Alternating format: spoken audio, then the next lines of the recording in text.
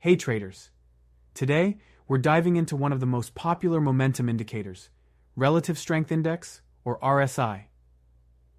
By the end of this lesson, you'll know exactly how to use RSI to improve your trades. Ready?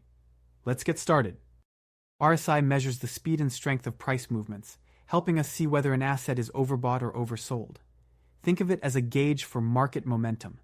Developed by J. Wells Wilder, RSI ranges from 0 to 100 and is typically used to spot potential trend reversals.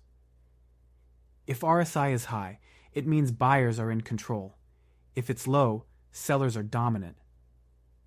But there's more to it than just numbers. RSI might look complicated at first, but don't worry, I'll make it simple. Here's how it works. RSI compares recent gains and losses over a set period, usually 14 days.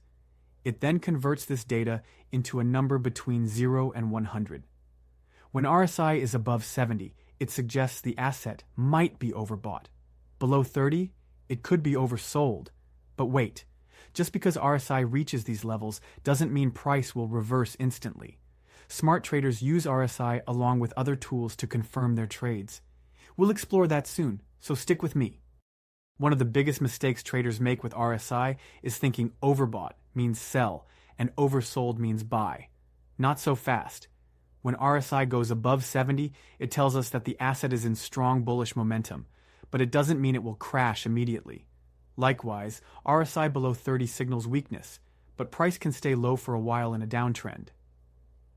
Instead of reacting too quickly, smart traders wait for confirmation, like a candlestick reversal pattern or a break of key support and resistance levels. Keep this in mind to avoid unnecessary losses. Now let's talk about a hidden RSI secret: divergences. A bullish divergence happens when price makes lower lows, but RSI makes higher lows. This suggests that sellers are losing strength, and a reversal could be near. A bearish divergence is the opposite. Price makes higher highs, but RSI makes lower highs. This warns us that buyers are running out of steam, and price may drop. Divergences don't happen all the time, but when they do, they're powerful signals for trend reversals. So, keep an eye out. RSI is a fantastic tool, but how does it compare to others like stochastic and MACD? Stochastic is also a momentum indicator, but it's more sensitive and gives signals faster than RSI. That can be helpful in choppy markets, but can also lead to more false signals. MACD, on the other hand, is better for identifying trend direction and crossovers. While RSI tells us if price is strong or weak, MACD tells us when momentum is shifting. So which one should you use?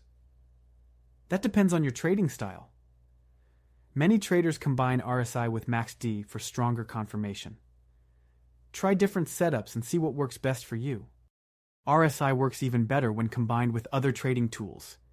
For example, if RSI is overbought near a strong resistance level, that's a solid sign to prepare for a reversal. Likewise, if RSI is oversold near support, it could be a great buying opportunity. You can also use RSI with moving averages. If RSI is rising and price is above the 50-day moving average, the uptrend is strong. But if RSI is falling and price is below the moving average, the downtrend has momentum. By mixing RSI with other tools, you increase your chances of making high probability trades. Great job, traders! Let's quickly recap what we've learned. RSI measures momentum and helps spot overbought and oversold conditions. Divergences warn us of possible trend reversals. RSI works best when combined with support and resistance, moving averages, or MACD. Always confirm RSI signals before taking a trade.